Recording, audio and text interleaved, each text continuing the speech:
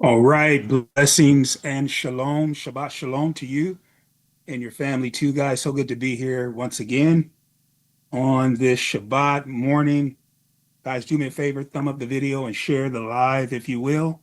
Thumb up the video and share the live. Guys, I do apologize. I've been out, uh, kind of down, kind of ill a little bit.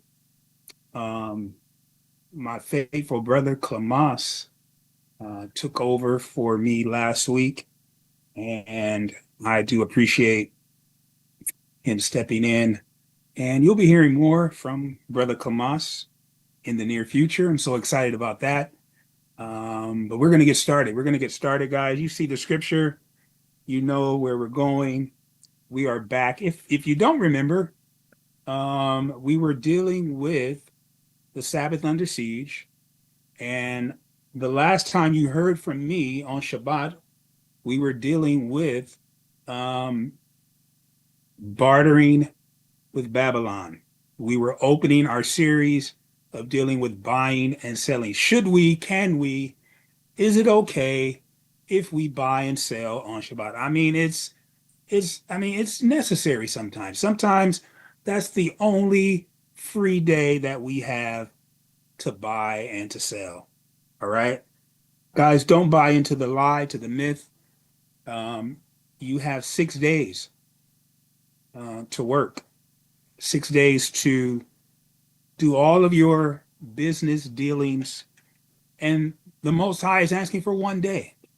He's asking for one day out of your 6 days. Really, all the days belong to Him. All the days actually belong to Him. We should honor and give Him glory every single day. But He's asking of us, just give me one day where you completely honor and keep Shabbat. All right. And so today's lesson is going to still go under the title of bartering with Babylon, but we're going to add buying and selling as our focus. We're going to add buying and selling as our focus. All right. So go ahead and do me a favor, guys. Thumb up the video, share the live. Thumb up the video, guys, and share the live if you will. It would be greatly appreciated. Guys, don't be afraid to share the live with family members, friends, loved ones, those that you know that need to hear the word of the Lord today. So, guys, do me that favor if you can thumb up the video and share the live. We'll get started. And I'm looking forward. I'm looking forward to um, this lesson, y'all. And I'm really excited about how it is going to be received.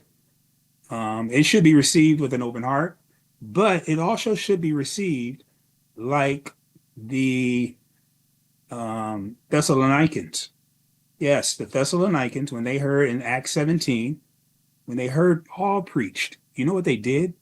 When they heard Paul preach, they went back to the scriptures to check to see if what Paul was saying did it line up with the scriptures. Now, this is a very interesting point because at that time in Acts 17, we're still in the first century, the New Testament wasn't completed as an entire Bible.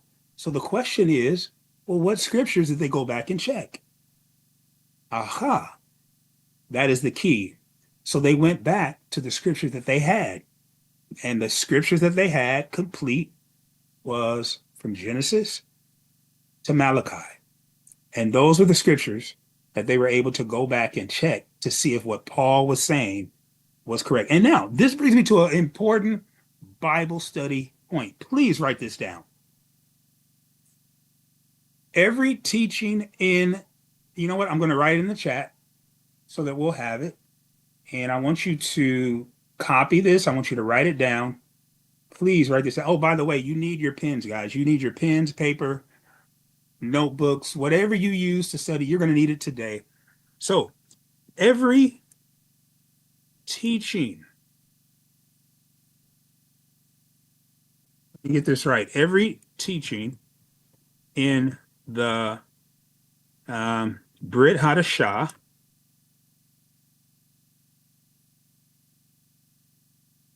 or New Testament, as many people know it as,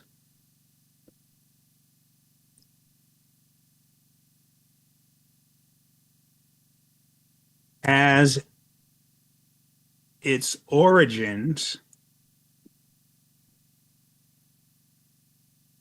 in the Tanakh. This is a key principle, y'all.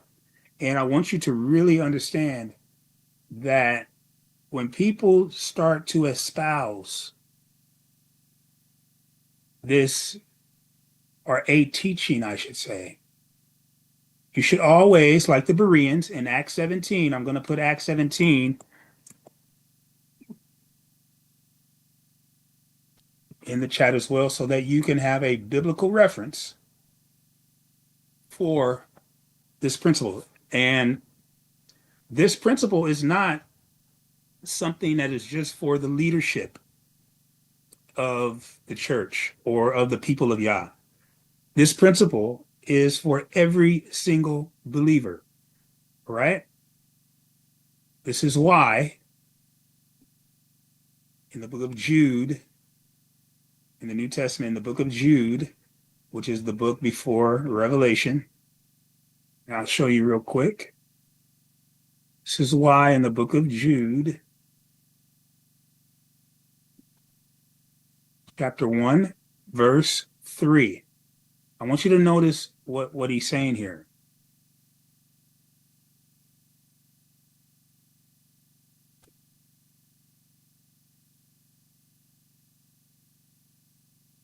In verse 3, he says this quote. Paul says to every believer, he says, "Beloved," talking to the believers, all the believers, "when I gave all diligence to write unto you," plural, "of the common salvation, it was needful for me to write to you," plural, "and exhort you," plural, that means all of them, "that you should do what? Earnestly contend for the faith, which was once delivered." It was once delivered unto who?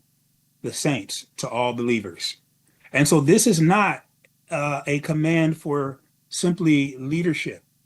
However, it is a command for every single person who believes and has their faith in Yeshua HaMashiach. Okay? And so I want us to have this principle of going back to studying the faith. Now, let's go to Acts 17 so we can see the actual principle at work. So we know it's for everyone to contend, and let's see. All right, in verse 11, Paul is at Berea, and he writes this. I'm going to start in verse 10. "And the brethren," plural, "immediately sent away Paul and Silas by night unto Berea, who coming thither, or who coming there, went into the synagogue of the Jews. These were more noble than those in Thessalonica, in that they received the word with all readiness of mind." Don't let your mind go when you hear someone teaching. Use your critical thinking, use your deep intellectual understanding that the Most High has given you, that is influenced by the Ruach Kodesh. And what do they do with their minds? They search the scriptures daily. Why did they do that? Why did they search scriptures daily? Whether those things were so. That means whether what they heard, should they believe it automatically, or should they use their readiness of mind and understand what was being taught and then receive it. Okay? And then it says, therefore, many of them believed also of honorable women, which were Greeks, and of men, not a few. Now, what this is saying is, when you hear the word, y'all, not only does it supposed to penetrate your heart and give you goosebumps, but he says, hold on, before you get those goosebumps, he says what you should do is use your mind and check the scriptures daily. Whenever you hear the word, you are to check the scriptures daily. Now, again, what scriptures was he referring to? Well, in Acts 17, during the time of the first century, the New Testament as we have it today was not even in existence. Are y'all with me? However, the scripture that they did have was the Tanakh. They had Genesis to Malachi. So every single teaching in the Brit Hadashah, or the New Testament, has its origins in the Tanakh, you guys. Are y'all with me? Is that clear? That's a biblical principle that we can see right here. They checked the scriptures daily. Well, what scriptures did they have? They had Genesis to Malachi. Okay. And so as Paul is preaching and as expounding on the Old Testament and giving you guys inspirational teachings that would become the New Testament, they were checking to see if Paul's words lined up with the teachings of the Old Testament. I hope that's clear. I hope that's deep. I hope that's clear. I hope you grasp that as a principle. All right, it's in the chat. And so I'm saying all that to say the idea of buying and selling. Well, let's go to a New Testament passage to prove the principle. Let's go to a New Testament passage to prove the principle, right? If what I'm saying is true, and if we're tracking what the scriptures teach, we should be able to find that principle in the Bible. Are y'all with me? Well, let's see. Let's go to, um, hold on, because I want to grab a passage that is related um,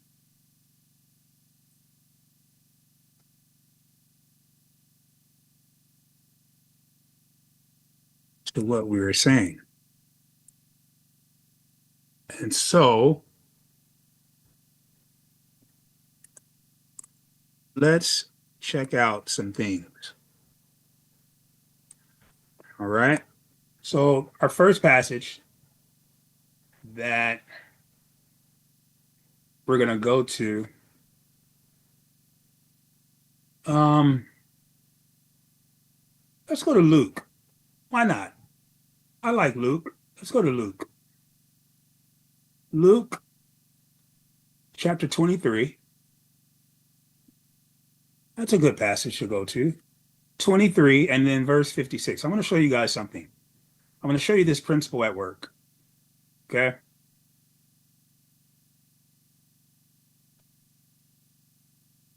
So let's start in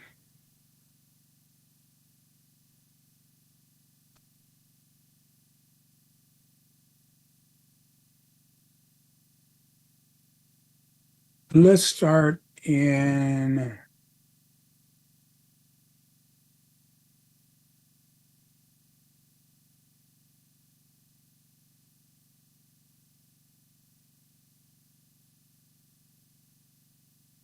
let's start in verse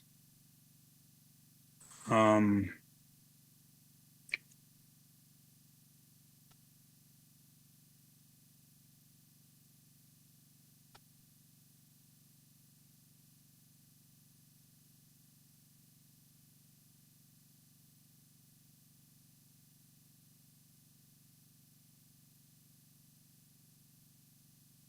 let's start in verse 51. Okay. Let's start in verse 51. All right, here we go. The same had not consented to the counsel and deed of them. He was of Arimathea, Joseph of Arimathea, a city of the Jews, who also himself waited for the kingdom of God. And so this Joseph of Arimathea, you guys remember, he begged for Pilate to give them the body, and that's what we're going to read in verse 52. This man went unto Pilate and begged the body of Yeshua, and he took it down and wrapped it in linen and laid it in a sepulchre that was hewn in stone, wherein never a man before was laid. And that day, well, what day was this? Okay. And that day, the preparation and the Sabbath drew on. So this day was the preparation day, the day before the Sabbath. Now, some people say that that's Friday, but let me tell you why they say that. They say that that day is Friday because um, they don't they don't study their Old Testament, guys, and they don't adhere to the feast days. All right, and so they don't have an understanding of the cycle of the feast days. And I'm going to prove to you that this was not a um, Friday. All right, and so it was the day before the Sabbath, and the women.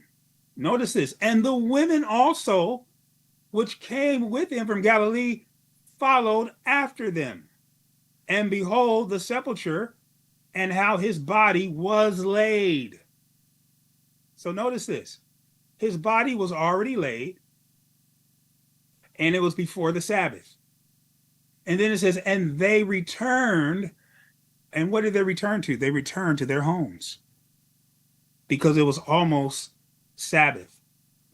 And then notice this, it says, and prepared spices and ointments, and they rested on the Sabbath day according to the commandment. We're going to get to the commandment. So here we have Mary and the disciples preparing spices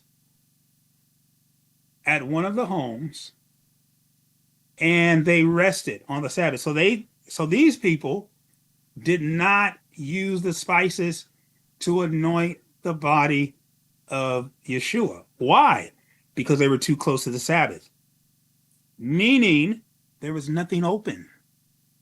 Come on and go with me, guys. There was nothing open for them to go and buy more spices, but they prepared the spices that they had. Now, check this out. Let's go to John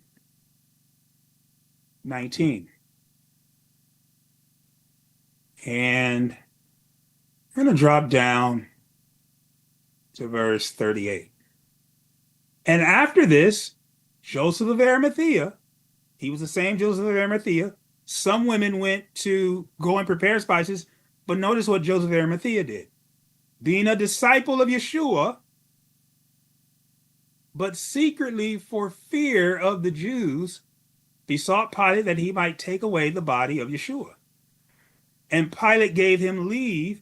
He came, therefore, and took the body of Yeshua. And there came also Nicodemus.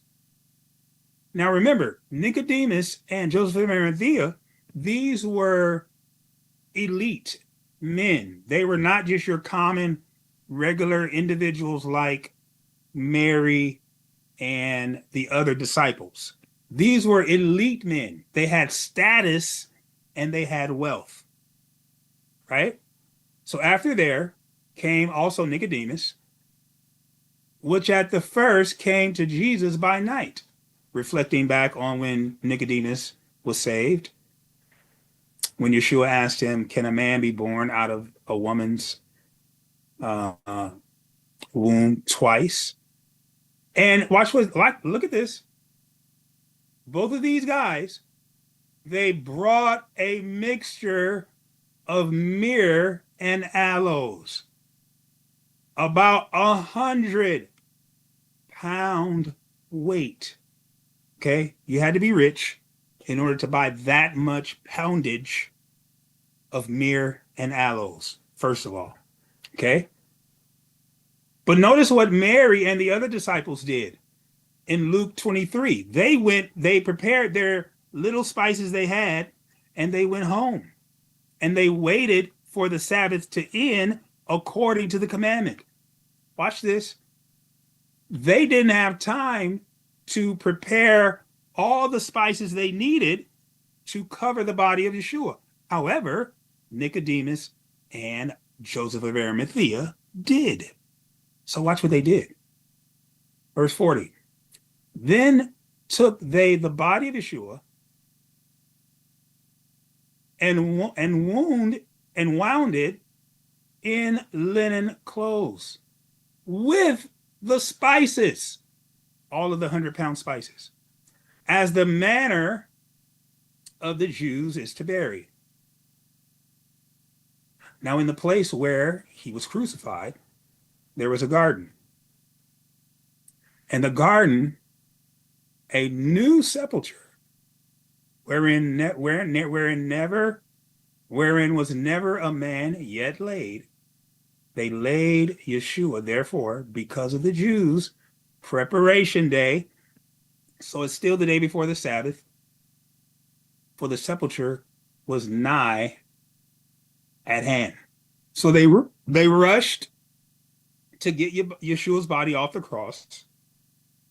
They went back to bury Yeshua on the preparation day before the Sabbath, before sunset, and they had 100 pounds of spices.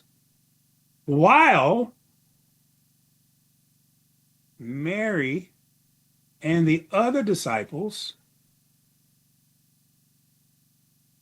notice what it says in verse 55 of Luke 23, and the women also, which came with him from Galilee, followed and beheld the sepulchre and how he was laid. So all of this is happening at the same time. As Joseph of Arimathea and Nicodemus have the spices, the women are following them behind them, looking at the sepulchre from a distance. But notice they did not go into the sepulchre. All right. It says they beheld the sepulchre. They looked at it. Okay. To see how he was laid. And what did they do after that? They returned.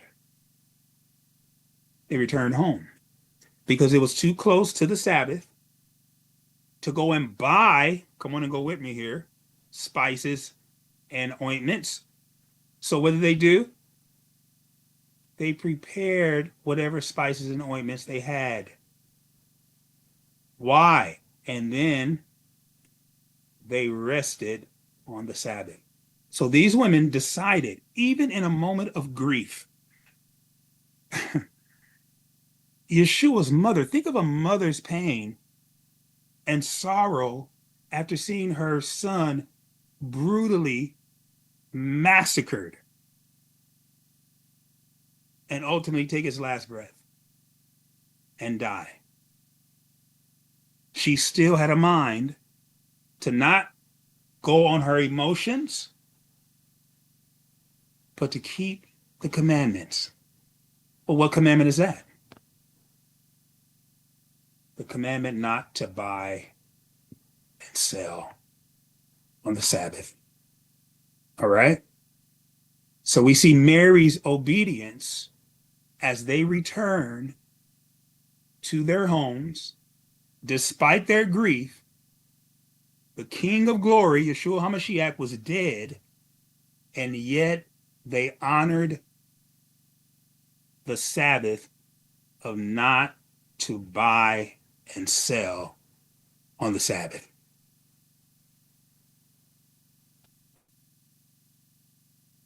They waited and they honored the Sabbath by not buying or selling on the Sabbath. Now, this is important because, on the other hand, Joseph of Arimathea and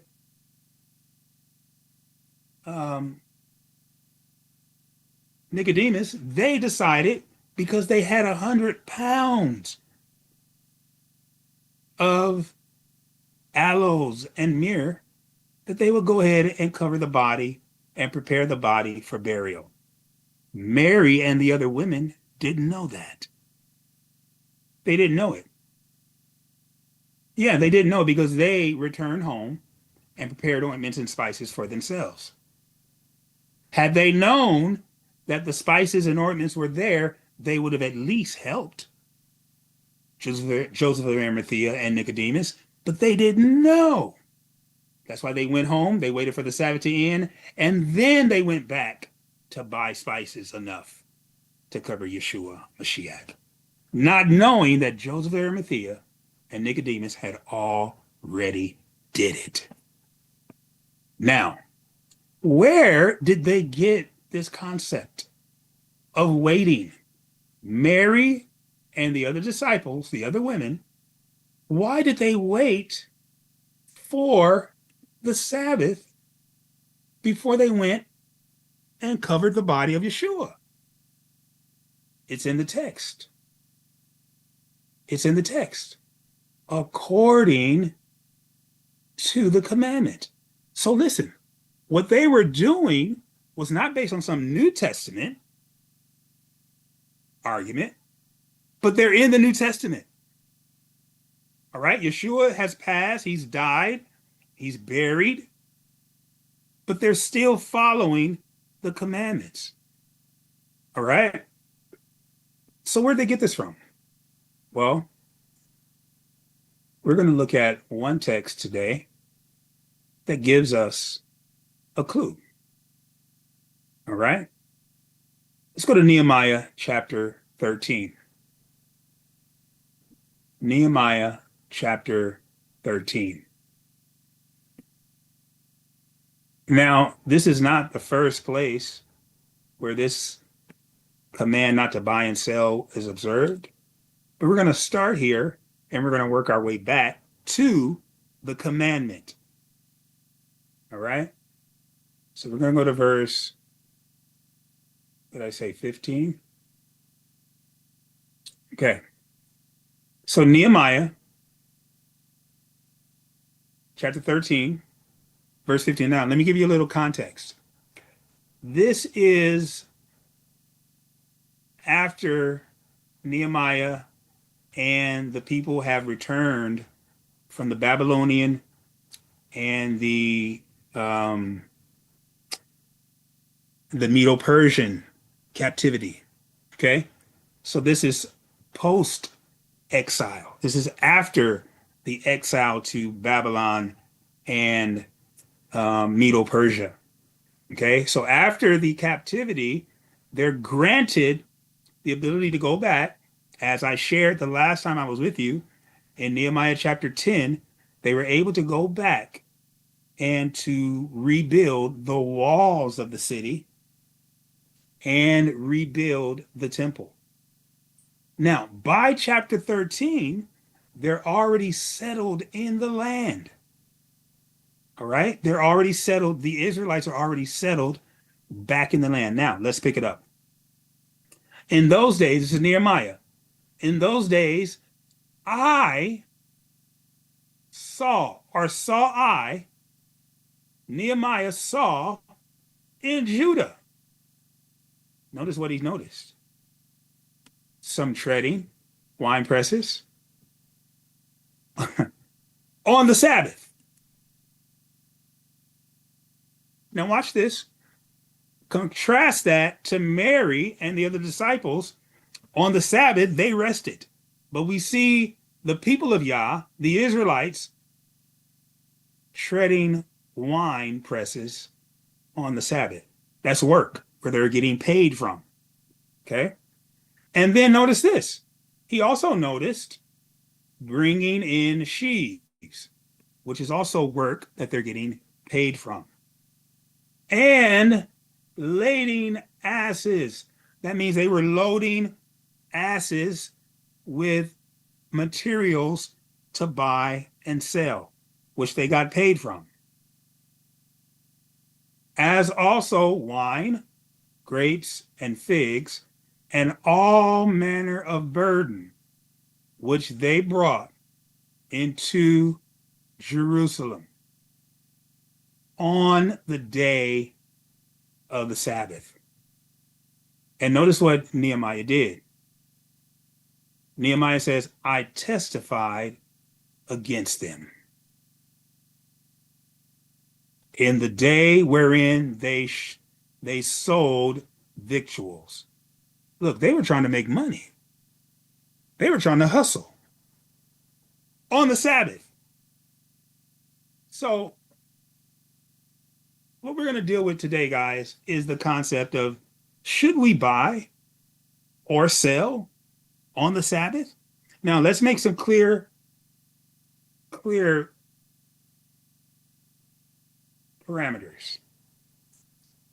We're going to make some clear parameters. Okay?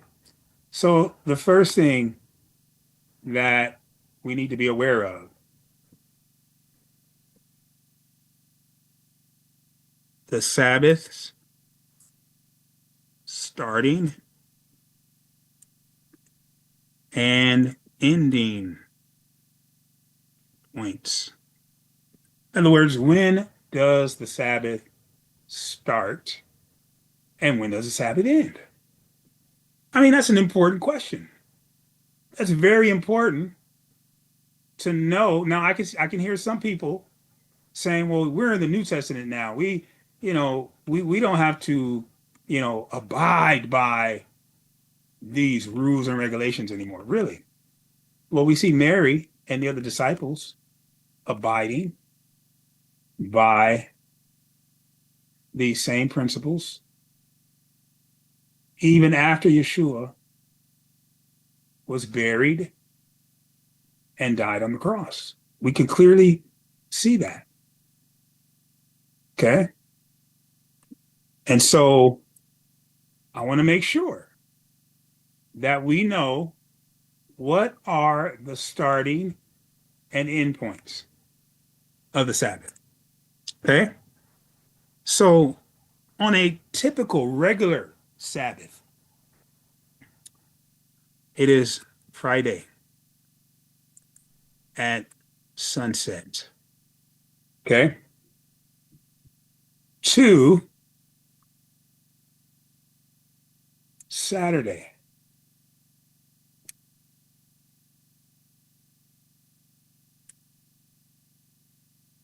Sunset. This is it. 24 hours is what the Most High is asking. All right, so let's be practical. Let's be practical. That means Sabbath yesterday started at, so on August 8th,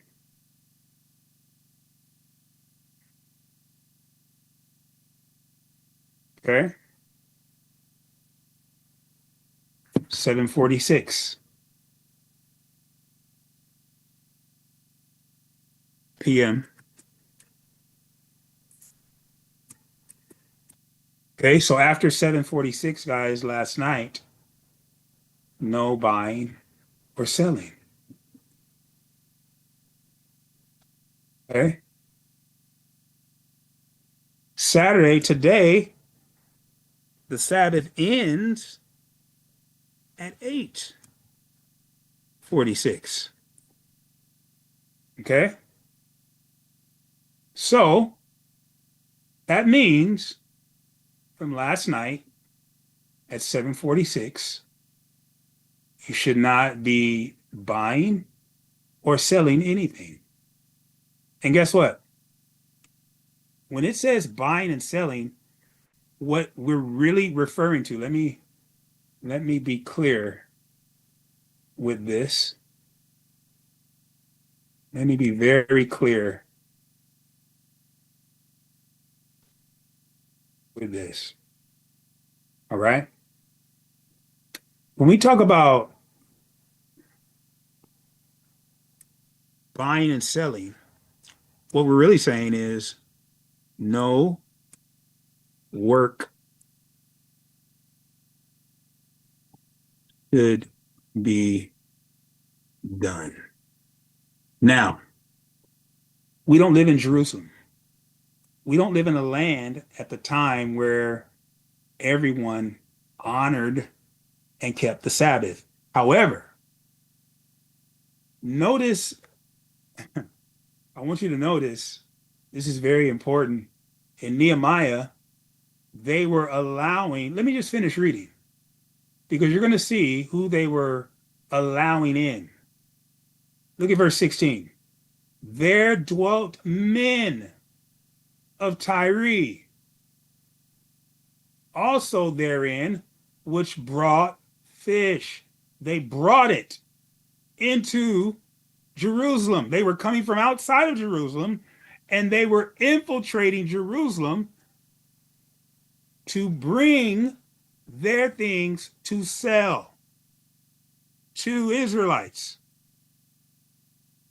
And they brought fish and all manner of ware and sold on the Sabbath. To who? Unto the children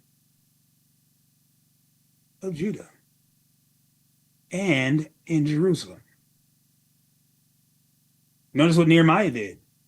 Then I contended with the nobles, the leadership of Judah, and said unto them, what evil thing is this that you do and profane the Sabbath day? Let me say something, guys.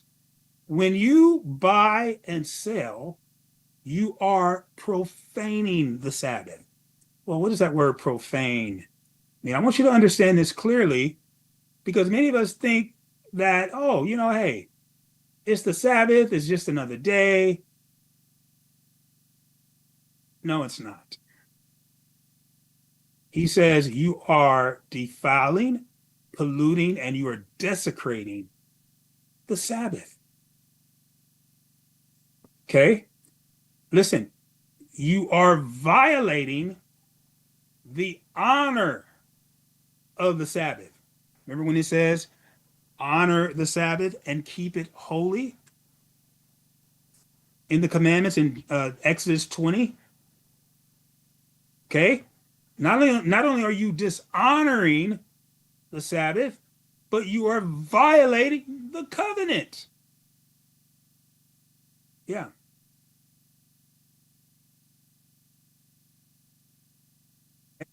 You're doing all of these things. I want you to see this because many people don't understand what is actually happening when they buy and sell on Shabbat or work. Okay?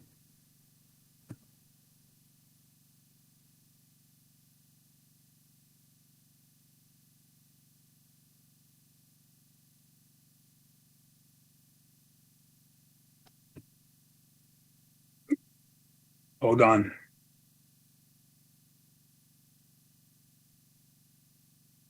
And so this is not just, you know, a common day. It's not just a day where you could just say, oh, it's a free day for me to do what I want. No, this is the Shabbat, where we're called to honor and keep it. Okay? But this is what they were actually doing. I can get this straightened out and get it set up on the fly for you. This is what we do.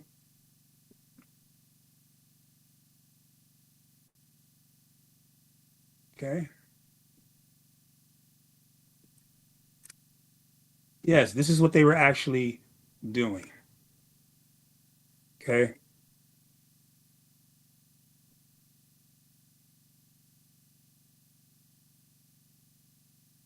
Yes. So they were violating the Shabbat.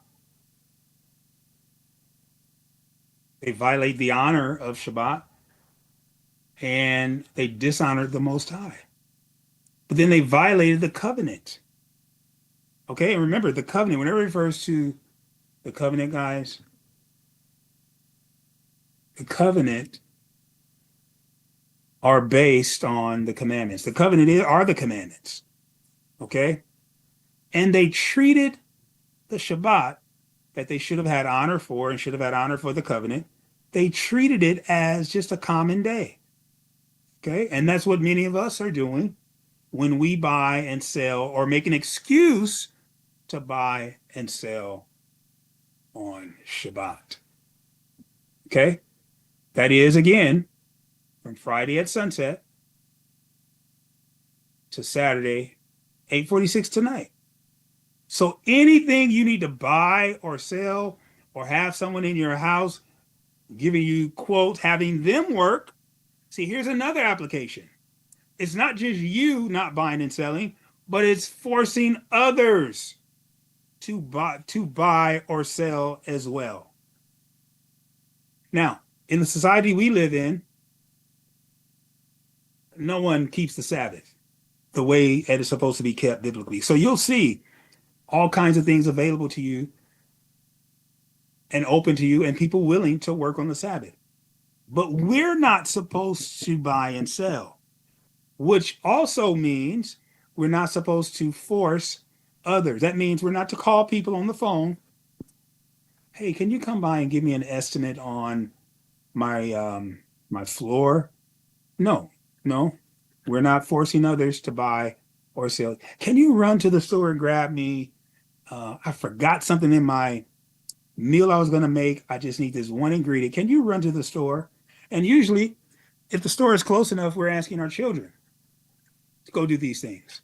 And so now we're bringing confusion to our children's mind because they're thinking, I thought we weren't supposed to buy and sell. Oh, trust me. They're thinking that, even though they may not express it. Now, you may have some kids who are bold enough to say, wait a minute, I thought we weren't supposed to buy and sell on Shabbat. And then if the Holy Spirit doesn't check you, your children are checking you. Boy, just go to the store and get what I need. Okay. So what we're saying is our authority is greater and higher than the Most High's. Come on and go with me. Now, what I want to get to is what is not considered work. All right. So, guys, I want us to really focus on um, this word. Let me show you real quick. I want us to focus on this word. Okay. I want us to focus on this. Please write this word down, guys. Malaka. La. Here, let me show you.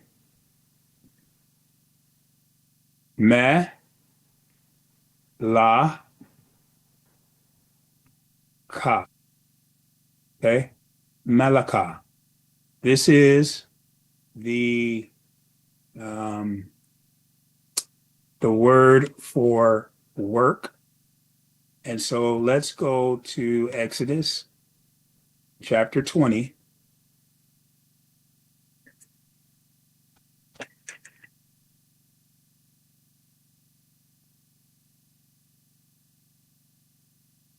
Okay. And verse 9.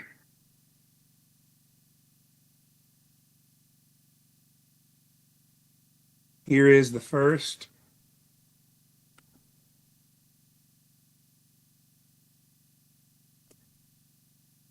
place that is mentioned. I want us to get a clear picture of this word.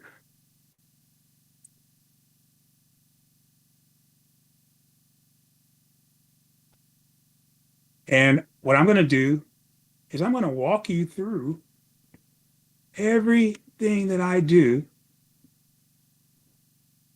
to study a particular, not every single thing, but most of the things that I do to study a particular word. Okay.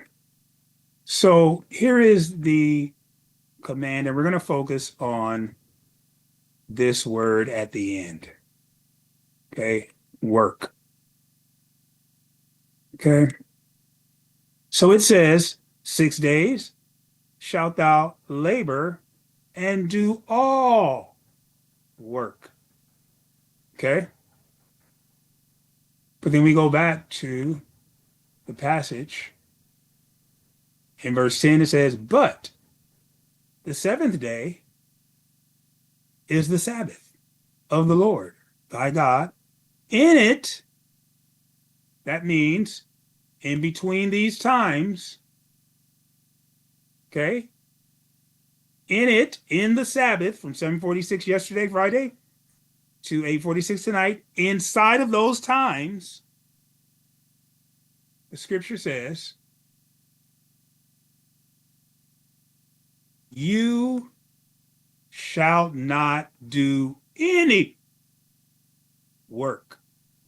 By the way, these two words are the same exact words, not just in English, but in Hebrew as well, if I can show you. So notice in verse 9, okay, the word work right here. Meleka timka. Meleka timka. Okay. Now the reason why it is in this form is because it's plural. Okay. Well, let's take a look. Show you why it is.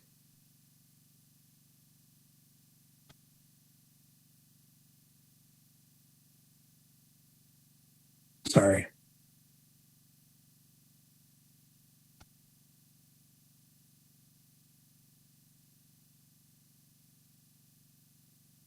Right.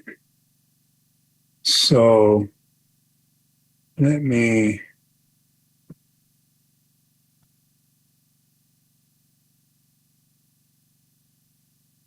Oh, so the reason why it's singular is because this is Yah, the Most High, talking to Moses.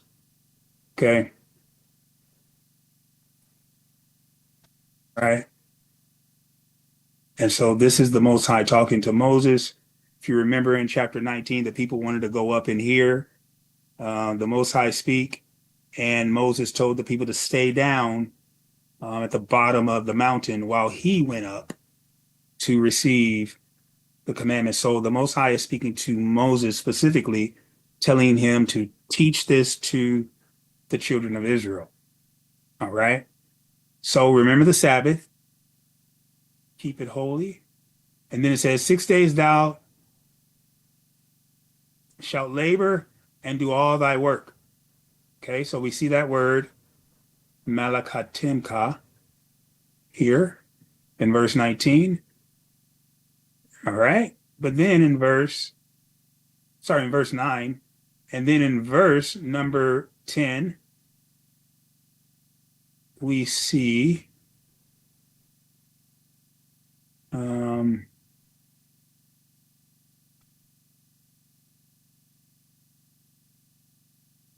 here it is.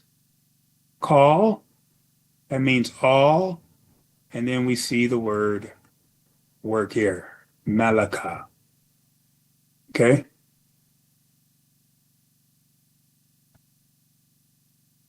And so let's look and see what this word, now notice it's the same word, 4399. Okay, in that verse. And then in verse 9, it is also 4399 as well. Okay. So let's look at this word. Let's see what the grammar says first. All right.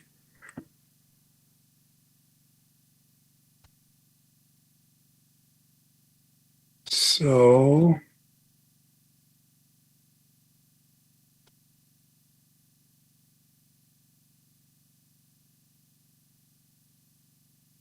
let's check it out. Work. Notice the definitions, guys. And the first thing it says is an occupation. That means the work that you do and get paid to do it. Come on, go with me. Business. Doing business on the Sabbath, whether it is for your property, something done or made, workmanship, service, public business, political, or religious. They're saying that there should not be anything that you're doing on the Sabbath where you're getting paid to do, where this is your job. All right? I want to make that clear. Very clear that that's what that word means. Now, I want to start with what the word does not mean. Okay? And so this word, work, means work that receives payment, employment,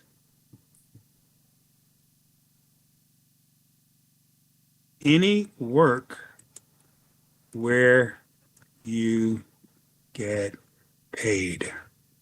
Okay? So listen carefully. This is very important because this is not only saying that you shouldn't engage in these kinds of endeavors on the Sabbath, but it's saying you should not entertain others to do these and support others who are doing these things on the Sabbath. Very important. Because if you notice in the text, let's go back to our text.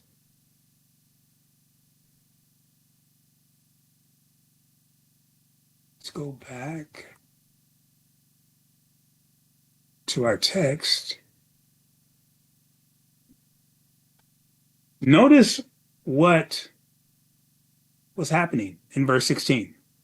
There dwelt men of Tyre, out of Jerusalem, also therein, and they brought fish, all manner of ware, and sold on the Sabbath. So you had individuals who were not of Judah, the children of Israel, that were willing to sell on the Sabbath. Nehemiah says they were wrong for doing this. Okay?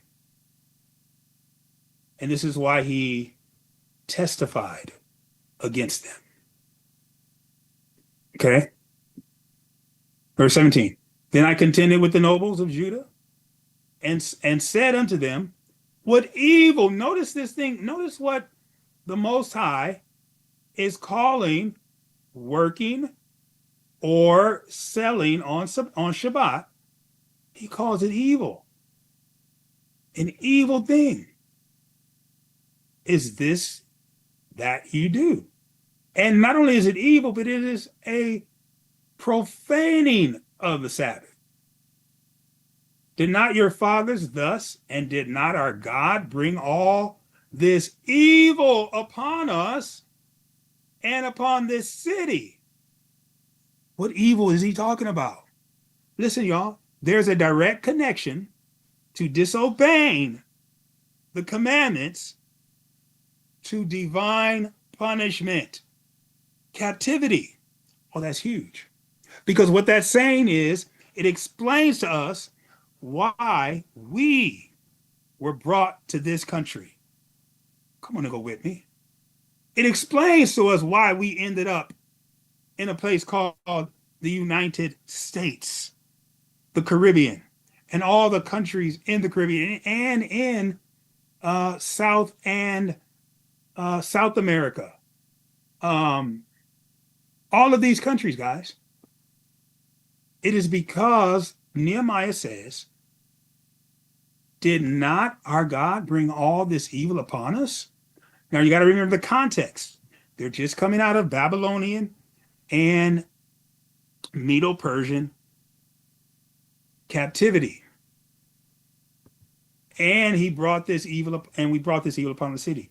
Yet you bring more wrath upon Israel by profaning the Sabbath. So, guys, does that principle stop? Has that principle stopped? I just want to know what makes from Exodus 20 all the way to Nehemiah. Nehemiah is saying and reasoning clearly and biblically that the reason why they went into exile is because they were dishonoring and profaning the Shabbat specifically and the commands in general. Now, look at how many of our people don't honor Shabbat. See, we've marched, we've done sit-ins, we've rallied, we've got civil rights.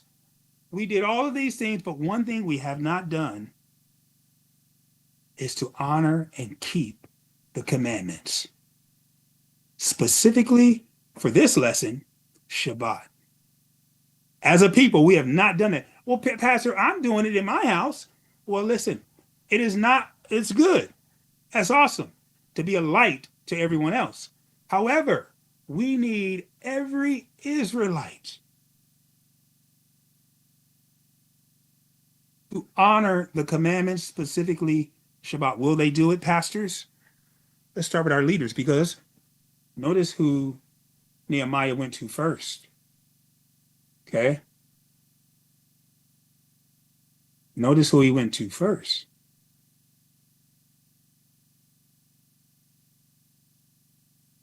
It says he contended with the nobles of Judah. Let's break this down really quick, because what we're looking at is a lack of leadership that we're going to get to. We're going to get to that. Because he went to the nobles. What did he do when he went to the nobles? Oh, the Hebrew word reeb or reeve. Okay? Sounds like ream. He reamed them. But notice what it says. To strive. Physically or with words. To conduct a case or legal suit. He sued him. To make a complaint. To quarrel. Okay? Now let's go down here. To defend. To chide. Complain. Oh, my favorite word, debate. He debated, but in what way? In a nice way? Well, maybe. But when we look at this word, to rebuke, correct, meaning they were doing something completely wrong and evil. So notice this. True leadership will always be the first one to complain and cause a fuss. That's not a sign of being a nitpicker. Come on, now I can see some people. Why are you nitpicking, Nehemiah? Why I mean, you just see every little thing and you're on the police watch. Yeah, he sure was. Because when you love and honor and you want to keep the commandments and covenant, that's what leadership does. I know it's a hard job because it makes you the outsider. Oh, but let me go. Oh, husbands. Husbands, listen, they say a happy wife, a happy life. Forget about that. Forget about that erroneous, wicked concept. I could care less about the happiness of my wife. And yes, I'm married. I care less about the happiness. I don't put the happiness of my wife above the commands of Yah. Straight up. No. No way, no how. We got to speak up. And yes, we're going to be labeled a nitpicker. We're going to be labeled a complainer. You always got something to say. Yes, I do when it comes to the commandments of the Most High. And if our family is going to be blessed, if our family is going to walk in the word, we need leadership in the home first. Look at this. He went to the nobles of Judah. So let's look at who are the nobles of Judah. Hor.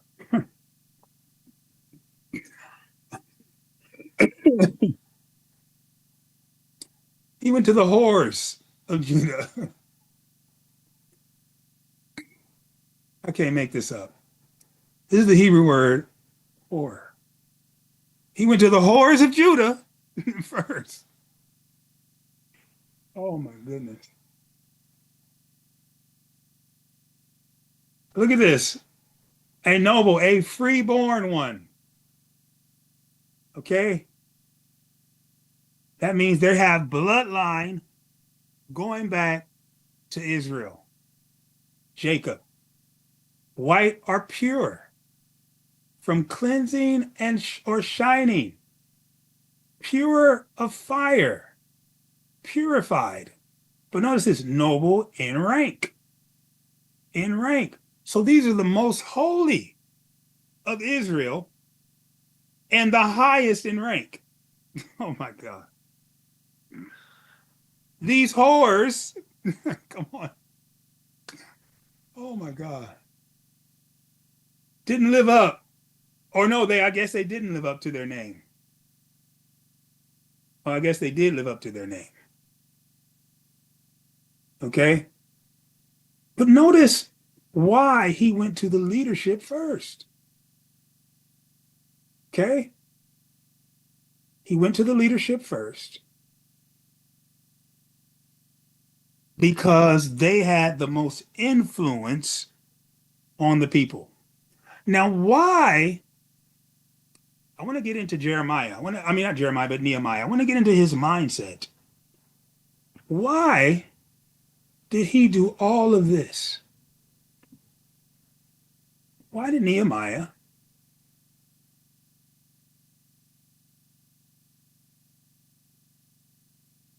make such a fuss? Okay? So the first thing a leader does, notice what it says here in verse 15. In those days saw I. He saw. Okay? Come on and go with me.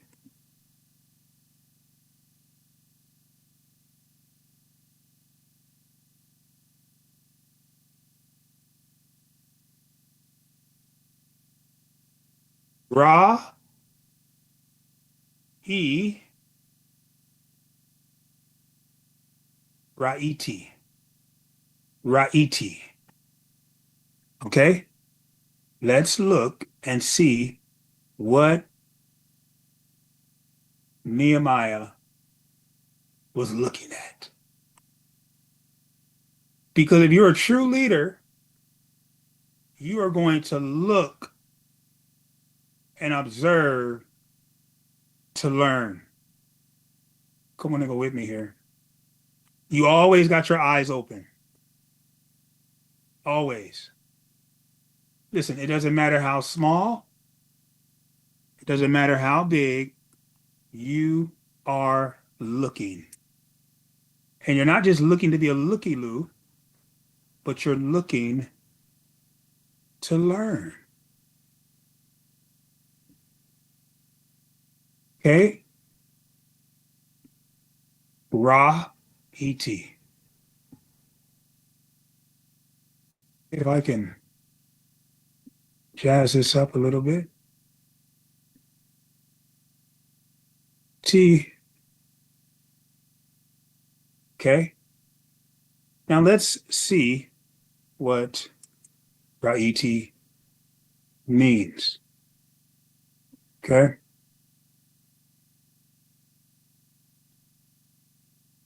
I want you to see these words here. To see, of course. To look, of course. To behold, to show, okay. To appear, consider. Okay, this is a good word. Consider. To be a seer. Oh, I like this. To spy. Okay.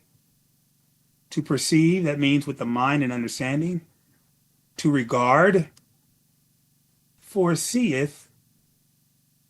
I want to look at a couple of words. Consider and spy. Okay. He considered what was happening and he spied out what was happening. Okay. Now, this is very important because we know that as a leader, many of our leaders refuse to see the truth. Come on and go with me here. And if you're going to learn anything about a people you're leading, you have to look and observe and learn about what's happening with the people. And what Nehemiah looked and observed were people violating the Shabbat. He observed wickedness and profanity. What do you as a leader do when you witness wickedness? It's happening right in front of your eyes. You see it. Do you step back? Do you retreat and say, I don't know. I don't know what to do. I don't know what to say. Oh my God, should I say something? Is it going to offend them? That's not what true leaders consider. True leaders consider, let's go biblical. Let's go biblical. What should you be looking at and why should you be looking? This is why we're looking. For those of you who call us nitpickers and police, this is why we're looking. What verse was that? Oh, yes.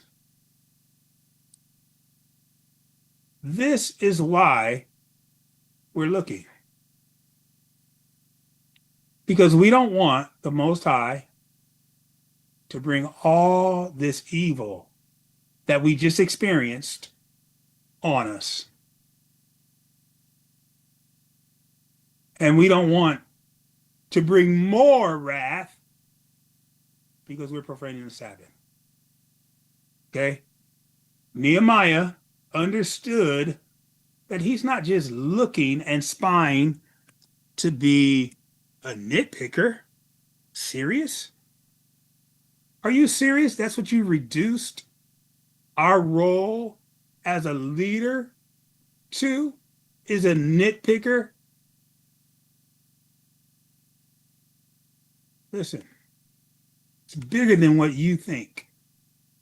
And listen, you won't even understand a leader's mind if you don't know the word. Come on and go with me. It says the reason why Nehemiah was looking and considering what was happening is because he understood why they were in captivity. They were in captivity because families allowed individuals to dishonor the Shabbat and the commandments in general, which entail brought evil upon them and the city. And he says, yet, in spite of that, what happened to us in the past, yet you bring more wrath upon Israel by profaning the Sabbath? This is why Nehemiah was looking to learn. Well, what's going on with the people? What's happening?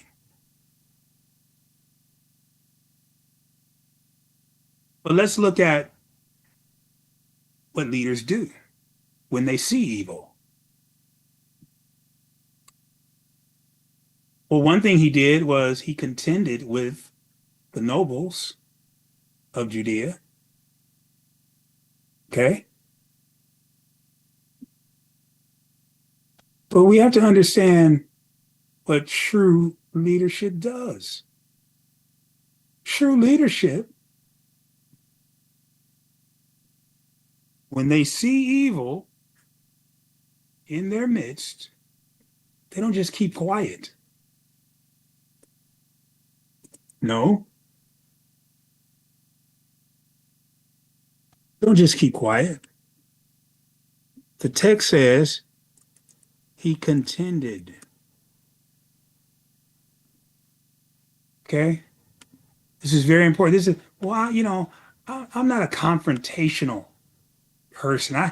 I just want to keep the peace. I do believe in happy wife, happy life. Okay. I believe it. I don't want to cause no problems. No. Nehemiah said, what true leaders do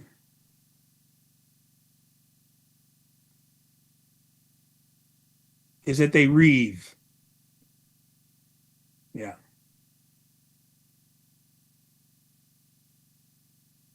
You're going to have words with some folk. There needs to be a family meeting. Come on and go with me. When was the last time you had a family meeting where you corrected folk sternly? Oh, yes. Come on and go with me. With words that show them their behavior and why they needed to change. Okay? So he corrected with words. Well, what else did he do?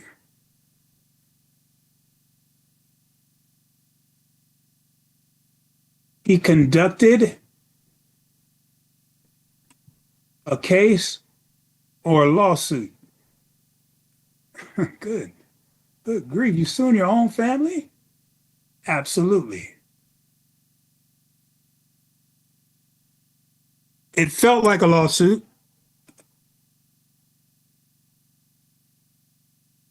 Okay. That means he had evidence of what they were doing. Oh, yes.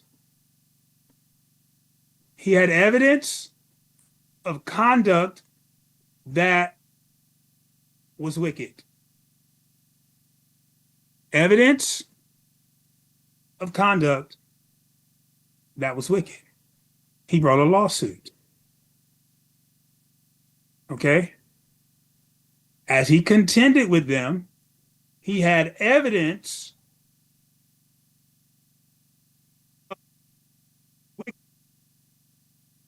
Now, we don't want to say and use the word wicked.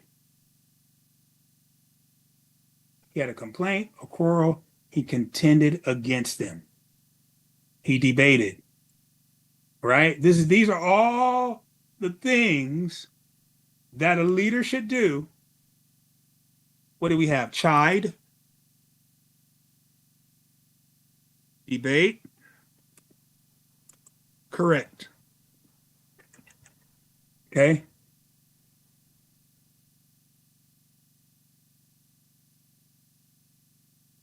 All right. Are you a leader? First of all, leaders start in their own families.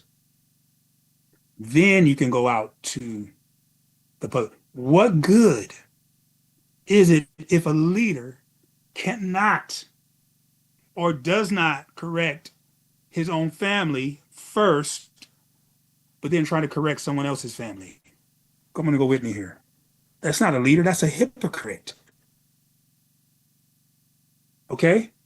That's why preaching the word, guys, is very important and it's a position that not many can handle.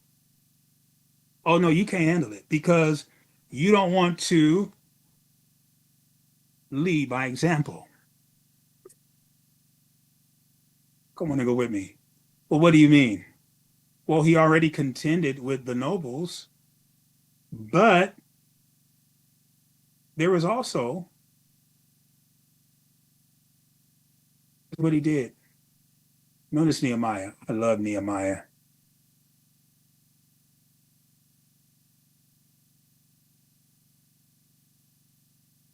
He gave them a biblical correction in verse 18.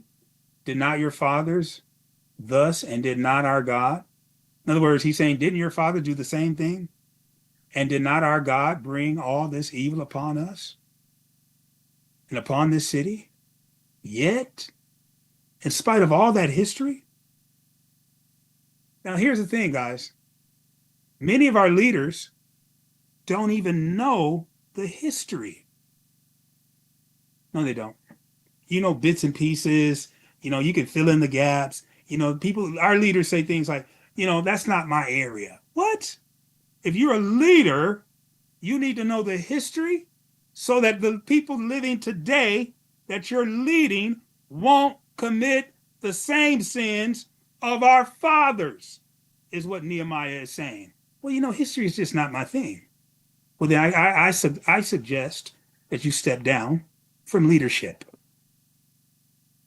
or get with understanding the history of your people. Now, notice what Nehemiah also did. Verse 19. As a leader, and it came to pass that when the gates of Jerusalem began to be dark before the Sabbath, notice what Nehemiah did. I commanded that the gates should be shut. As a leader, the way you lead by example is your voice is very important to leadership. When it comes to, let me say this correctly, when it comes to leading in the home first, the voice of the leader who is trying to honor God must be respected. Come on and go with me here. He commanded that the gates should be shut. And then he charged that they should not open them until after Sabbath. Okay? He commanded and charged. Let me say this. When you're leading by example, commanding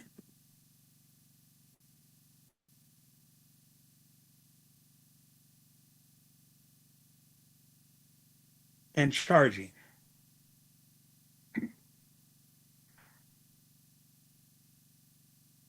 is what leaders do. We command and we charge. We make commands. Oh, I know that didn't go over too well with a lot of y'all.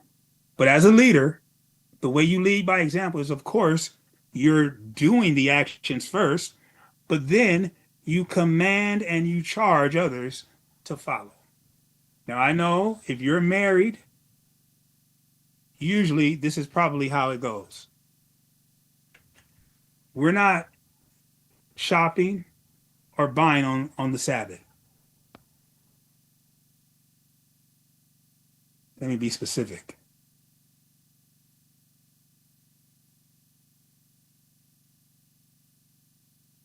From Friday sunset to Saturday sunset, we're not buying and selling in this house. We're not going to fast food. We're not going to the movies. We're not doing any of those things that relate to causing someone else to earn an income. That should be it. But this is how it goes in some houses. Well, I mean, they're hungry and, we don't have anything to eat here. I mean, why not let them just go and do what they want on the Sabbath? I mean, it's no big deal. I mean, they're not in our house, so even if they're away, we don't have to we don't have to make our children honor and keep the Sabbath if they're not here. Come on and go with me. So we send our children off to do whatever it is they want to do on the Sabbath. Now, if honoring and keeping the Sabbath is important as we say it is, does the place matter? Or is honoring and keeping the Sabbath at all cost more important than where you are located? Come on and go with me here. We got to make some corrections. And we got to lead by example and make some commands and charges. Nehemiah said, I'm going to command them, close the gates. Close them. Shut them up. The gate should be shut. Now let's look at, we know what shut the gates mean, but let's look at this word command to be clear on what a leader has the biblical authority to do. Well, we're going to have to talk about this. I don't know about this, baby. You going too far. It means to speak. You got to speak up. First, you got to say it in your heart. You got to believe it and think it and do it in your heart. So the leader has to have the mindset to not do it. But then you actually have to promise. Who are you making the promise to?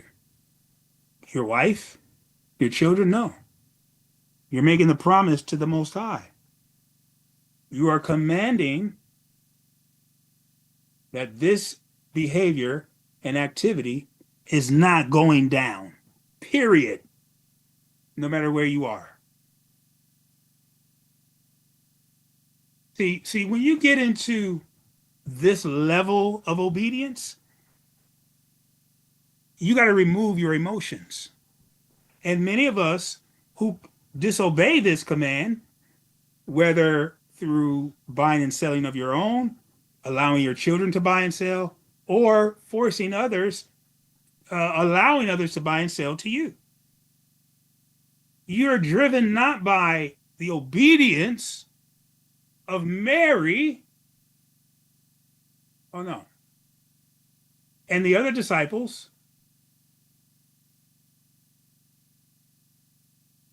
What was that in Luke 23?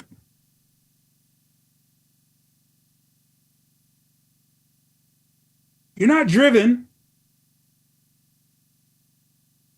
like Mary and the other disciples, and the women also, which came with him from Galilee, followed after, and behold the sepulchre, and how his body was laid. But they left and went home. Why? And they returned and prepared spices and ointments and rested on the Sabbath. Why did they rest on the Sabbath day? Because they were not driven by the emotions of seeing Yeshua die and be buried, but they were driven by the need and the urgent desire to keep the commandments. So when the husband says, we're not doing this on the Sabbath, we're not buying and selling. And listen, let me be clear. This does not give the husband a right to command and charge when it comes to anything. Fix me a plate. No. Going too far with that. Let's keep it in context. When it comes to keeping the commands on Shabbat, when the husband gives a command and charge to keep the commandments, it should be met with absolutely, what should we do? What are the parameters? It should not be met with argument. It should not be met with challenge. It should not be met with reasoning, trying to reason the husband out of the command and charge. Listen, it should be met with, yes, husband, what is required? What shall we not do? You're the leader, you're leading by example. I chose when I married you to follow your leadership. So what is it that you would lead us to do, husband? And that is solid and stamped with the approval of the Most High, that the family, no matter where they are, should honor and keep this command, not to buy or sell on Shabbat, period. That establishes not only the husband as the leader in the family, so the children don't manipulate through the wife. Come on and go with me. But when they see a solid front of husband being supported by the wife, being the Ezer Kenegdo, there's no question that this is just the way it is on Shabbat. You got 6 other days to do what you need to do, but on the Sabbath, no buying and no selling. Why? Because the husband is leading the family closer to Yah. Come on and go with me. Why is the husband doing that? Because he's commanded to lead. He's commanded to be the example. And this is why we lead by example. And this is why Nehemiah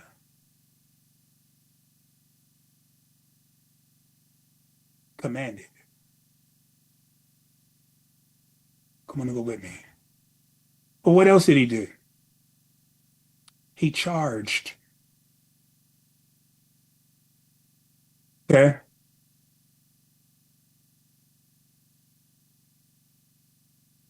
It says that he contended, he contended,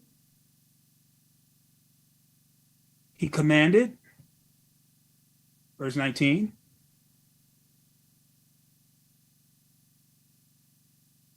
and then he charged. Okay? So let's look and see what charged means. Come on and go with me here.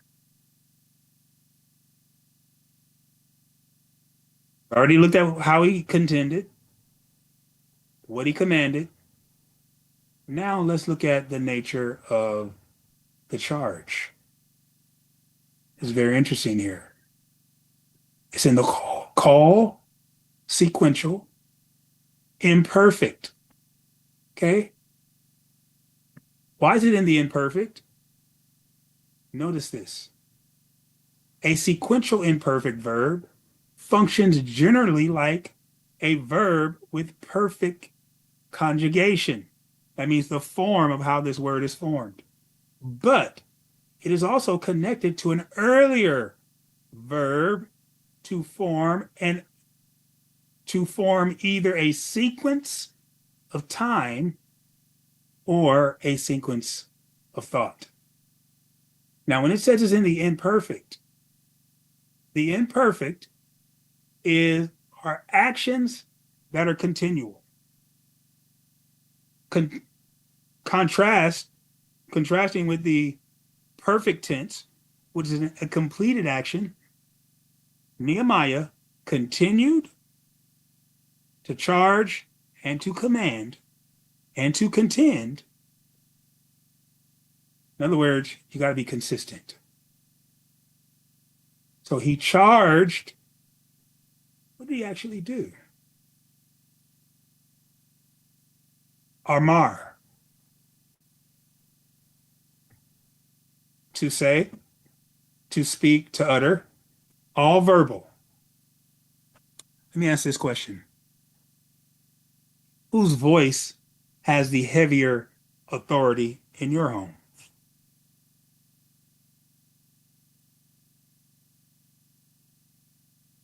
In some homes, the husband doesn't even get a voice. Things happen in the home, and the husband knows nothing about it.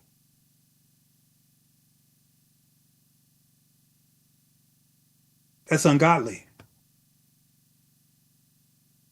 To answer, to say in your heart first, to think it, to command it, to promise, to intend. Okay? Let's see what else. To appoint. That means the leader or the husband has the final appointment on what is being done. He is the one to appoint yes or no. So watch this. Before the children have a final answer on can they do this or that, who should it go to first? This is how it should look. The husband should tell, or the wife should tell the kid, hold on, let me check with your father. Let me check with him first. You two discuss it, and whatever he charges, that's the final word. That's the final appointment. That's the final determination. Come on, go with me.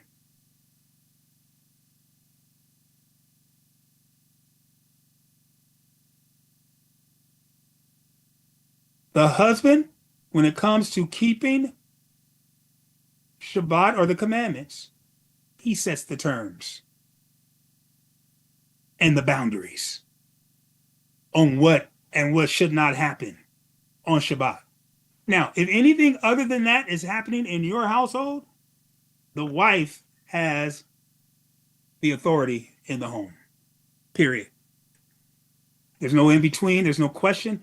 Now, I know, no, he still has the authority. No, he doesn't.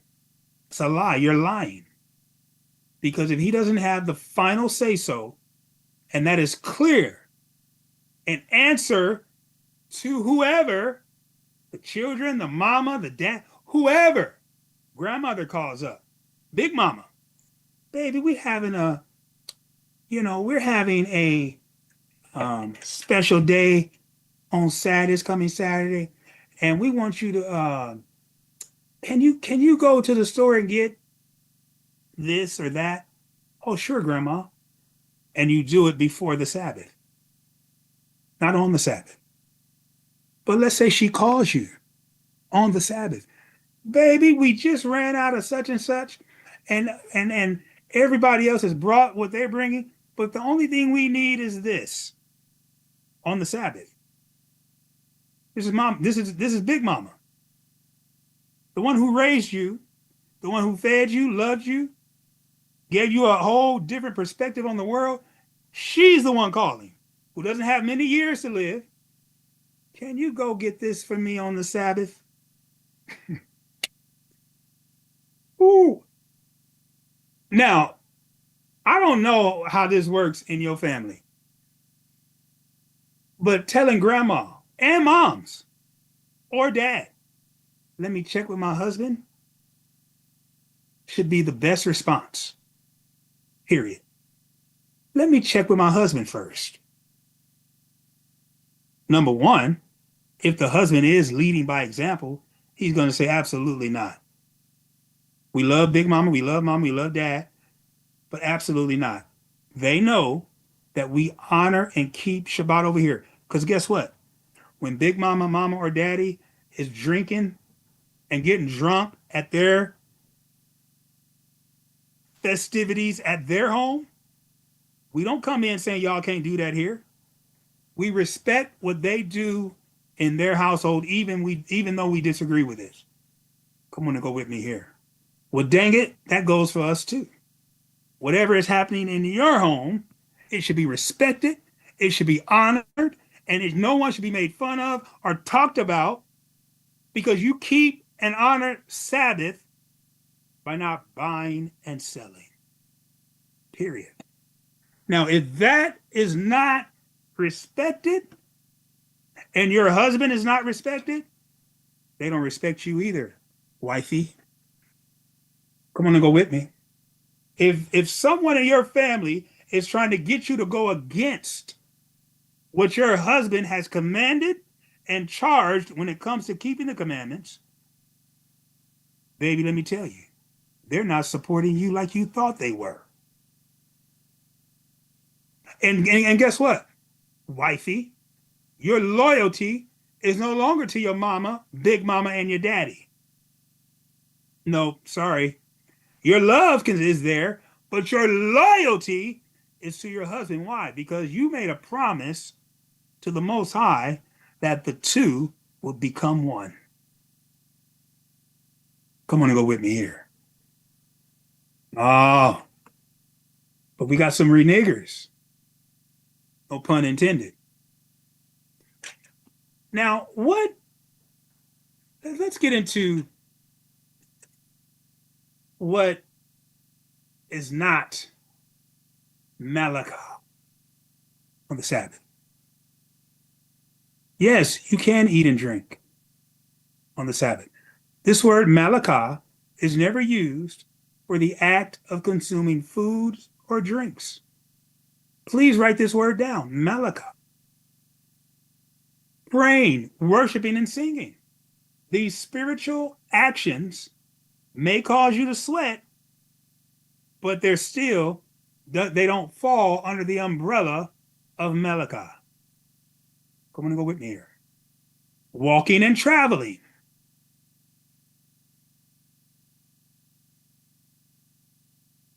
Casual walking or moving around is not called Malakah. Traveling on a bus, a plane, that is Malakah. Why? How is that Malakah? I'm not working.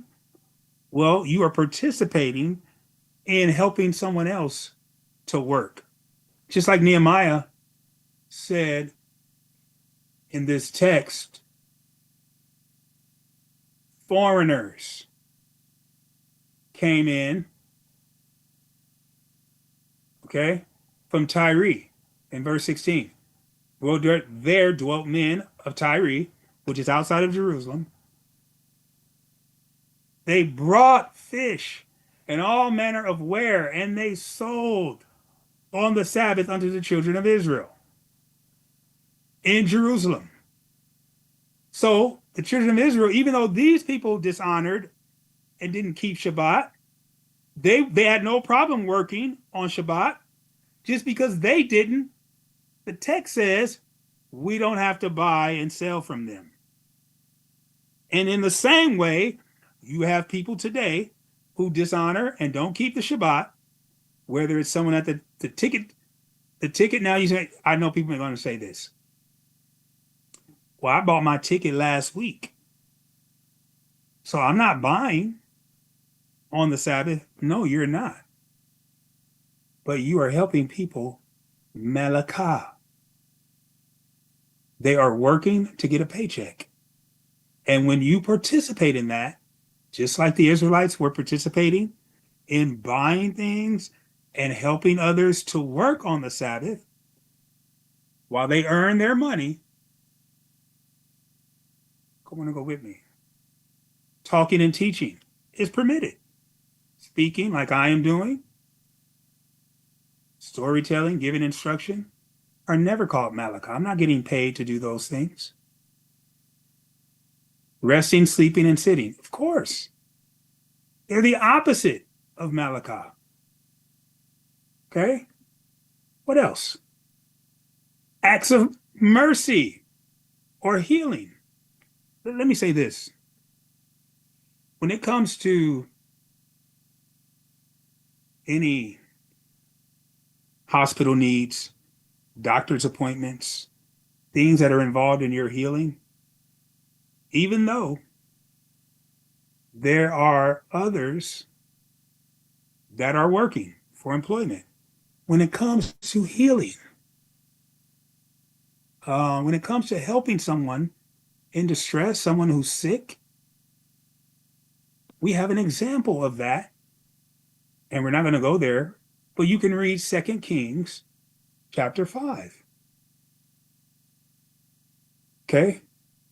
And the only reason why we're not going to go there is because we're running short on time.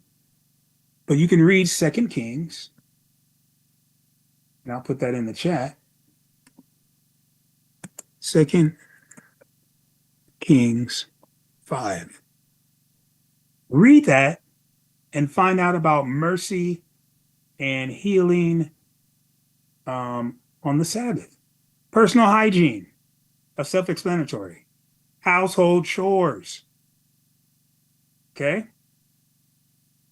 You can look at Proverbs 31 and 37 of the wise woman or the virtuous woman. Okay? Feasting and celebrating. Okay? Purely mental activity. Yes. Let me say something, guys. Many people come up with all kinds of tasks that you should not do on the Sabbath. It's because, let me tell you why they do that. They say that it's putting gates around the Sabbath, protecting the Sabbath. They come up with man-made commands to protect the Sabbath. And these man-made commandments are not actual commandments we should live by. For example, they say you shouldn't drive your car on the Sabbath because you are sparking electricity and someone at the electricity company is working to make sure your car starts. Ridiculous. You shouldn't ride up and down on an elevator for the same reason. All these ridiculous prohibitions that are not biblical, they say you should not do on the Sabbath.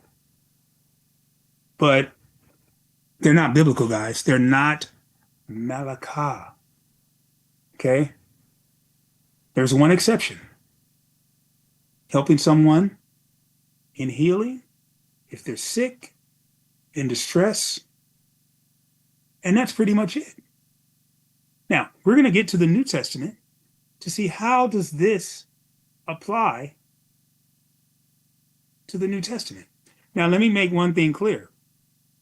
We looked at Mary and the other disciples in the New, and they said it's because of the commandment that we're not buying and selling on the Sabbath. Okay? That's in Luke 23. We're going to look at other passages in the New Testament next week that are not just from the book of Luke, but they're well after the death and burial and resurrection of Yeshua HaMashiach, where people honored and kept the Sabbath by not working and not buying on the Sabbath.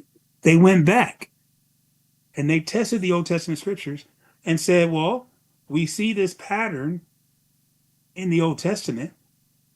And so, yes, we know that the commandments are still in effect. And so just like they did in the Old Testament, Mary and the other disciples, believers in Yeshua HaMashiach,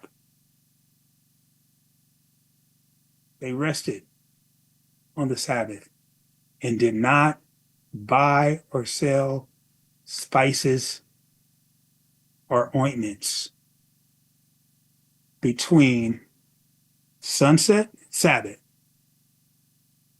and sunset, the end of Sabbath. Well, guys, that's all I have today. Should we buy and sell on Shabbat? Well, if you're living by the word, no, you shouldn't. If you're living by the words of Yeshua, if you're living by the words of the apostles, if you are following the teachings of Scripture, you are not buying and selling on Shabbat. Blessings and shalom. Blessings and Shabbat shalom.